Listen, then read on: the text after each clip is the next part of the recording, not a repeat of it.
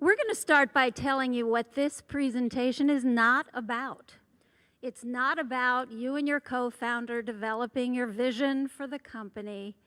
It's not about the different demographics that you may represent. It's not about the different life stages you may be in and how that affects the way you work together.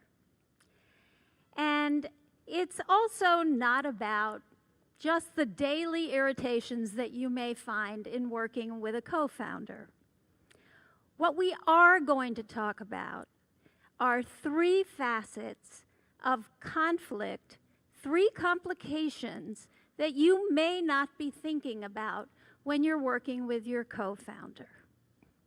They can heighten the conflict unless you can resolve them. We want to help you use these concepts to your advantage. Today, we're going to tell you a story about how these three complications played out in the relationship between co-founders and growth in their tech startup. So, I'm going to let Todd talk with you now a bit about the company whose story we're going to be telling you today. Todd? Thanks, Amy. Yeah, and this story is an amalgamation of many of the startups and founders that we've been fortunate to work with for quite some time. And we're talking about this because a fairly large number of startups fail because of co-founder conflict. And if you've ever read The Founder's Dilemma and Noah Wasserman's research on that, it's really compelling. In this particular story, we want to set up a scene that is very common and that we hear frequently. The name of this company is LeadGenie. I came up with that name. I like that. It's not protected yet, so if you want to grab that name. Keep going, Todd. It's a software as a service company, a marketing technology company, or MarTech, of course. They're in their second year of business, and they're bootstrapped, no investment capital yet. Their monthly recurring revenue is about $60K a month, and they have 7 full-time team members. Now, that does not include Christy and Luke, who are the two co-founders. They have a little bit of traction, but they still have a long way to go for profitability. Okay, so Christy, let's talk about Christy first of all. So Christy is the co-founder and CEO, and prior to co-founding, she worked at a tech startup where she was in a tech role. And she focuses right now in LeadGenie on business development, account management, customer service, human resources, and of course, fundraising. She has 50% ownership in LeadGenie. She's smart, she's expressive, she's focused, she's determined to succeed, and she's a fairly no-nonsense person, personality-wise. And she's friends with Luke from the previous company, but they're not lovers. We just want to make sure you know that. And Christy really appreciates Luke's creative problem-solving approach and his technical savvy. Now, Luke is the co-founder and CTO, and prior to co-founding LeadGenie, he was with Christy at another company in a tech role, and he focuses on product development, quality control, managing the developers, and responding to customer ticket requests at this point in time. As you might imagine, that's a typical starting responsibilities for CTO. He also has, of course, 50% ownership in LeadGenie. He is too smart, expressive, focused, and determined, and has a fun and creative and humorous personality. And of course, he's friends with Christy, and again, they're not lovers. And Luke really appreciates Christy's can-do, positive attitude, and her ability to get things done.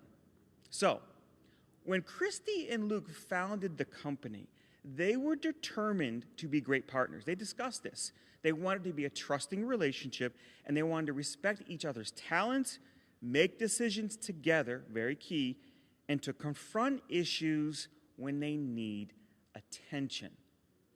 And that brings us to these 3 complications, Amy, right, that we have kind of discovered along the way that permeate and I guess oftentimes amplify conflict that may be residing beneath the surface. Absolutely. And I'm sure the suspense is killing you. Here are the 3 concepts that we want you to think about. And here are some definitions. The first is roles, and you may have heard this concept of role, but we'd like you to think about it in a more intentional way. Roles are job descriptions. They define your responsibilities, the people and the processes that you interact with, and the outcomes and deliverables that mark successful performance. The second concept, which many of you I'm sure have heard of, is that of boundaries. People talk a lot about boundaries these days. Boundaries are limits. In startups, they define which customers, vendors, and funders to say yes to or no to. The behaviors that the business allows and doesn't allow. And this is another complication, the personal beliefs and values employees hold about what belongs at work and what doesn't. The third concept is power.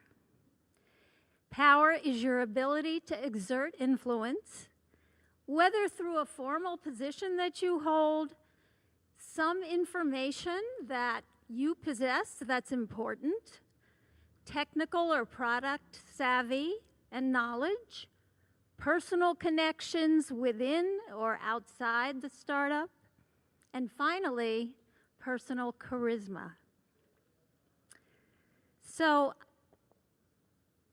I want to go a little bit now in depth on roles. Back to our story. Christy and Luke are tired. They work over 60 hours a week and sometimes more. They have two very large customers that dominate their really 60K MRR is largely the result of these customers. Now, one of the two customers would like a fairly time-consuming change to the LeadGenie technology that will help their company with something specific to their needs. That never happens, right, Amy? Never. Both Christy and Luke are excited that the customer is getting so much value out of LeadGenie software, but they each have some concerns. Christy has concerns about the current and long-term impact of this request on the entire business. First of all, the request surprised her. She is the account manager, and it's not on the product map that she and Luke developed together. Second, it's likely to consume a lot of the time that the developers need in order to come up with a change. And third, she's concerned about how much this will cost. Luke has concerns too. He's concerned primarily about the importance of satisfying this customer. The customer represents 20K of the monthly recurring revenue. He does not want the customer to leave LeadGenie and go to another competitor. He doesn't think it's going to take as much time and money or developer resources to make the changes, test the changes, ship the changes, and train the customer. Plus, he thinks other large companies might really like this change too, and he is really ready to get started. So, no surprise, a conflict emerges. Both Christy and Luke feel they've made some valuable points, but they're stuck. Behind closed doors, they've been engaging in some uncomfortable debates about their decision. Christy is emphasizing that as CEO and account manager for this customer, she has to look at all aspects of the business and of this request. Luke makes the case that he has the up-to-date knowledge of the software, and he's also hopeful that working on this will lead to other creative opportunities. After several conversations, which really go nowhere, Luke tells Christy that he's going to move forward. And when she objects, he storms out of the room. And Christy is stunned by this behavior. So just again to go back to the concept of role. Roles are job descriptions, define responsibilities, the people and processes you interact with, and the outcomes and deliverables that mark successful performance. So Todd, Yeah, so the story gets better, right? So or worse. Or worse, as you look at it. This often leads to complication number 2. Many of you may be asking yourselves, have I been experiencing this role complication? And it's going to get a little bit deeper now. So Luke tells the customer, yes, we're going to make the change. And Luke gets to work with the developers, of course, because they want to get started immediately. And one of the developers is named Sam. And Sam was a key player in this change because he has a lot of knowledge about the platform LeadGenie. Now, many of you say to yourself, oh yeah, one of our developers is the most knowledgeable on our team about our software. That happens frequently. Well, the customer also likes Sam because he's very knowledgeable and responsive. And historically, Sam sometimes falls through on execution and follow through. So, unfortunately, things are not going well. And Sam is not performing. Now, Luke is not very skilled in handling this type of poor performance issue about execution and follow through. As a matter of fact, he really doesn't like it at all. Remember, Luke is kind of more the fun-loving of the co-founders, and it's a little bit uncomfortable for him to kind of deal with this issue. So Luke is not addressing the issue. Looking over at Luke is not addressing the issue. You have heard about this before, right? No, Never, right? And so what happens? Well, the team members go to Christy without telling Luke and start complaining to her and pleading with her, please do something about this because Sam is just not following through. So, without telling Luke, Christy talks with Sam about the issue. Well, how do you all think Luke responded to that, right? Think about that for a moment. Well, Luke gets upset. Who does he get upset at first? His developers. He gets upset at them because they went to Christy and not him. But then he's upset with Christy for talking with Sam, and he's kind of embarrassed now by what's happening because things are getting out of control because he knows he's not the best at this type of issue. So this leads to complication number 2. So Christy and Luke engaged in a more uncomfortable debate about the situation, and now the tensions are escalating even more.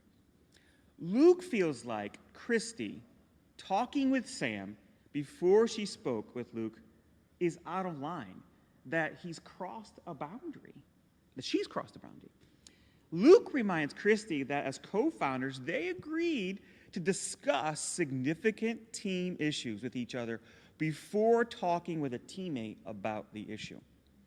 Now, Christy's saying to herself, well, Luke, she had no choice to act because Luke was not initiating the conversation with Sam, and things were getting out of control, and as Amy mentioned, she's the account manager. And so she's kind of a no-nonsense person, and she says, well, we've got to take care of something here now. But Luke tells Christy that she did not even give him a chance because she went directly to Sam about the issue. So, Amy, this happens a lot, right?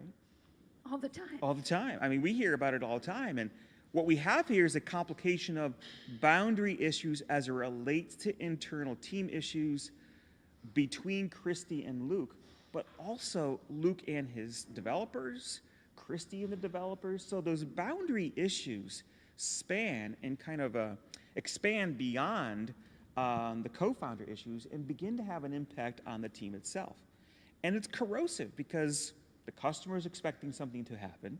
The developers would like things to get a little bit less heated because they can see the tension and the escalation of the animosity between Christy and Luke. And it starts getting out of hand. And it leads often and frequently to the third complication. Because boundaries are limits, as Amy pointed to. And when you start going beyond the limits of what you agreed to, then you start focusing on power. So the saga continues. Complication story number 3. All right. One day, LeadGenie team members watch with alarm as Christy and Luke engage in a heated argument about the impact of the customer's demands during a staff meeting. Sam is quiet. The other team members start wondering if they had done the right thing by going to Christy. Was Sam the problem? Were Christy and Luke not getting along anyway? Did they cause the argument by going to Christy? At the same time, sadly, the customer has become increasingly annoyed at Sam and is starting to talk with Christy about going to a competitor if she doesn't deal with him. Even though Sam is the only one with the knowledge to have the impact on the situation. And Sam knows it. Back behind closed doors once again, Christy and Luke start arguing about whether or not Sam should be reassigned or fired. The argument starts to shift dramatically about who has the power to reassign or even fire a team member. Since Christy and Luke are 50-50 owners. One of the challenges of 50-50 ownership right now. Very challenging, I think. They say some things about each other's motivations, and here we go into the quagmire of personality. Here they were friends, now they're questioning each other's motivations, the amount of time they work, comparing notes about each other's time, their personalities, and their skills. Comments that are hard to take back. So unsurprisingly, Christy and Luke's relationship deteriorates, and trust, once strong, is now pretty low. They really don't know how to reset their relationship and deal with the issue of Sam and the customer. 2 days later, the customer fires LeadGenie, and later that day, Sam tells them that he has another job at a SaaS company in town and starts on Monday. No 2-week notice? No. Shocking. Yes. So LeadGenie is now down to 40K MRR and just 6 developers. So just to go back to our definition of power, it's the ability to exert influence. And it doesn't matter. You can have power when you're not in a formal position, and you can have no power when you are. Information, power can come from technical or product knowledge, personal connections, or charisma. I will say, Luke is pretty charismatic. He is. I just thought I'd say that. Yes. He's likable. He is. And Christy can be, that no-nonsense side. Yep, but she's likable too. Yeah. But I like Luke. So, let's go back now to a summary. Roles, boundaries, power. The thing we like about these concepts is that they allow a conversation which doesn't have to get too personal. It's not about the personality. It's not about someone's age or situation in life. It's really about the essential components of what makes an organization work. And sometimes, I don't know, Todd, I have found that's a step that gets completely skipped in the startup process. So, well, and one of the reasons why it gets skipped, Amy, I think we see all the time is that when you're moving so fast, this is a team of 9 people, including Christy and Luke. And they're wearing many hats. We were just talking about that before, about small teams that people wear many hats. And so we sometimes forget that we have to renew the relationship. You talked about a few moments ago in the story that They don't know how to reset the relationship. And I think what happens is it escalates down quickly because, as you mentioned, they were saying things that they are hard to take back. And no matter what you say, if you say you're sorry or I didn't mean that, it's a wound that needs to be healed, that cannot be just fixed with words sometimes. However, we wouldn't be here talking about this subject if we didn't say, well, there is something you can do. And so we wanted to share with you some ideas about each of the 3 complications that you might want to screenshot with your phone and save for those situations where you feel like, tensions are rising, things are getting out of hand. Okay, what can I do in this situation that might have an opportunity to heal the relationship, bring people back together, hopefully influence the ability of not losing any other customers, since they had 2 customers that were providing the largest amount of their MRR.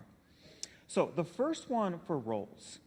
Amy, one of the things that you and I talk a lot about is many founders and leaders will ask us, well, what do I need to say in this situation? Like, what can I say in this situation that will fix it, right? And we understand the idea that you need sometimes a little bit of script, but oftentimes it's more important to have a prompt. And so the prompt that we want to share with you around roles are these 4 prompts. And if you find yourself at the beginning stages of, getting conflict and the role complication is beginning to drag both of you down, you might stop and you might say, okay, I'm a little confused. I thought I was responsible for XYZ. So that's a clarity question. Like, I want to make sure that I'm aligned with what we initially spoke about. Frequently, a clarity question is not something that's provocative. It could be, but frequently it's not. Then also, when you express your own emotion, when you say, I'm feeling frustrated, okay, that's an expression of your emotion. No one can argue with your emotions. You're just making an observation about your emotions. And if you said something like, well, I kind of expected you to manage that project, that problem, or in this case, that person, Sam, then you're just expressing an emotion of which the other person can respond to or not respond to. Or you might consider saying, I'm concerned, right? You keep forgetting, overstepping, or ignoring XYZ. Or you might want to throw in there, my observation is that you seem to be forgetting, overstepping, or ignoring XYZ. And for the positive perspective, remember, you may approach it from a positive perspective. You may say, I really appreciate the way that you are handling this issue, the way you developed this policy, or the way you research the subject, or where you were able to get that, $50 million in investment, like we found out from a company in Cincinnati this past week, and start it from that perspective, because that reinforces that they're doing something good, and you're not there just to criticize about potentially the role complication that may be eating away at your relationship. Right. So screenshot that. Amy, boundaries. How can we give them some thoughts around boundaries? How do we give them some prompts? Here are a few. So, I'm confused. You said you wanted time off, ... An example being, but you're here all the time. Or, I didn't expect you to take 3 months. Boundaries, that this is a situation that the person has set. Because remember, we all set boundaries. They may be in our head, but they come out. They play out in the workplace. Another one is, I'm frustrated. I thought we weren't going to work with companies that ... And there's a whole list of companies your startup may say, oh, I'm not getting near them. I love that one. Because, think about the changes and the pivots that so many founders go through. That's an inevitable situation to occur. And so that prompt, I think, is often helpful in those situations with a pivot. Yeah. And often it can reflect a change in something that violates their values. Mm-hmm. And sometimes values can be a boundary that you put in place. Absolutely. A second one can be another one. I'm concerned. I'm wondering if employees are sharing confidential information about our product or service. That never happens. I think that's a big one. And finally, again, going to the fact that somebody may be great at setting boundaries, and you, as a startup founder and leader, may really want to say how much you appreciate that they are able to set limits, that they're able to say yes or no. Okay, on to power. Yeah, so as we said, sometimes these things escalate and they start heading toward power complications.